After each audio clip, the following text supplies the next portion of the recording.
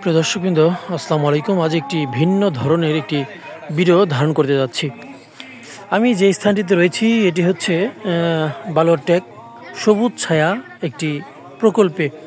আর আমার যে নদীটি দেখতে পাচ্ছেন ধলেশ্বরী নদী, তার অপর পাশে কিন্তু রোহিতপুর ইউনিয়নের চরসোনাগান্দা কিংবা কাজ্জারচর অনেকে বলে, বা এর পাশে কিন্তু বাস্তা ইউনিয়ন, যেটা কি চরকুন্দুলিয়া বা মধ্যের চর বলা হয়।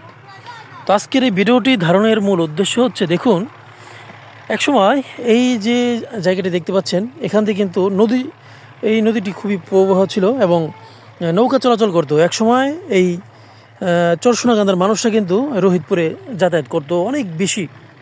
কিন্তু বর্তমানে যে রোহিতপুর ইউনিয়নের যে চরসোনাগান্ধা বা কাজ্জারচর রয়েছে, তারা আমরা দেখতে পাচ্ছি যে আস্তে আস্তে তারা বাস্তা ইউনিয়নে অন্তর্ভুক্ত হচ্ছে এবং তাদের জন্য কিন্তু বাস্তা ইউনিয়ন অনেকটা সহজ হয়ে গেছে, যেহেতু আবদুল্লাপুর হয়ে তারা সব সময় কিন্তু বাজার সদাই করে আসছেন। আর আমরা দেখি যে নতুন সোনাগান্ধা বা রোহিতপুর ইউনিয়নের যে মানুষগুলো রয়েছেন, এই যে নেতৃবৃন্দ যাদেরই আমরা দেখি, তারা কিন্তু নির্বাচনের সময় কিন্তু শুধু সেখানে পা রাখে, কিন্তু এরপর সেখানে আর তাদের দেখা যায় না।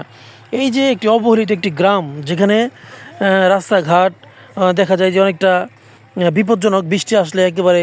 আর তাদের সাথে রোহিতপুর ইউনিয়নের তেমন কোনো যোগাযোগের ব্যবস্থা নেই। শুধু নির্বাচন আসলেই কিছু মানুষ তারা সেখানে যায় এবং তাদের এখানে কত যে কষ্ট হাজারি সেটি কিন্তু কেউই খোঁজখবর নেয় না। তো কিন্তু তবুও ওই পাশে কিন্তু একটি প্রাথমিক বিদ্যালয় রয়েছে। তাদের যে শিক্ষার মান, তারা কিন্তু এখনও সেই অজপাড়া গায়ের মতো যেন রয়ে গেছে। তাদের কোনো ওরকম কোনো ব্যবস্থা নেই। আমরা যদি রোহিতপুর ইউনিয়নবাসী যদি তাদের সাথে যদি সংযোগই না রাখা যায়, তাহলে কিন্তু একসময় এই চরসোনাগান্ধা গ্রাম কিন্তু বাস্তা ইউনিয়নে অন্তর্ভুক্ত হবে বা চরকুন্দুলিয়া এলাকার সাথে সম্পৃক্ত হবে।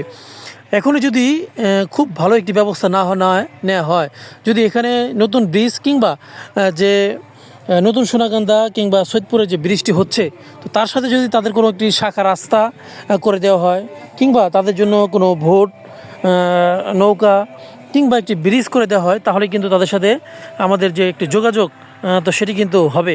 আর তা না হলে কিন্তু এক সময় আস্তে আস্তে এই তারা রোহিতপুর যে চরসোনাগান্ধা রোহিতপুরের মানুষ একসময় বাস্তা ইউনিয়নের চরকুন্দুলি এলাকার সাথে সম্পৃক্ত হবে। তো এখনই কিন্তু মোক্ষম সুযোগ। তো তাদের এই কথাগুলো, তাদের এই দেখার কিন্তু কেউ নাই। আমরা দেখি যে ওই এলাকা থেকে কিন্তু তেমন কোনো মানুষ তেমন কোনো সুযোগ সুবিধা পায় না। যখন নাকি কোনো ভোটার আইডি কার্ড, যে কোনো বিষয় ইউনিয়ন পরিষদের যে কোনো সুযোগ সুবিধাগুলো তাদের পেতে কিন্তু ওই যে একসময় নদীগুলো পারাপার হতো, তো তাদের সাথে আমাদের খুব একটি ভালো সংযোগ ছিল। এখন এই যে চরকুন্দুলি এলাকা পারি হয়ে মানে এখান থেকে এখানে কিন্তু ভাড়া লাগে মাত্র হয়তো বা 10 টাকা লাগার কথা ছিল, কিন্তু এটি যদি ইউনিয়ন পরিষদে যায় তাহলে দেখা যায় যে 100 টাকার মতো তাদের খরচ হয়ে যায়। কিভাবে? এই যে নতুন সোনাগাঁও বা চরসোনাগান্ধা থেকে আপনি যদি যান আবদুল্লাপুরে, তো সেখানে লাগবে 50 টাকা, আর আবদুল্লাপুরের বা বেরিবাদ থেকে আবার রোহিতপুরে যেতে লাগবে 50 টাকা।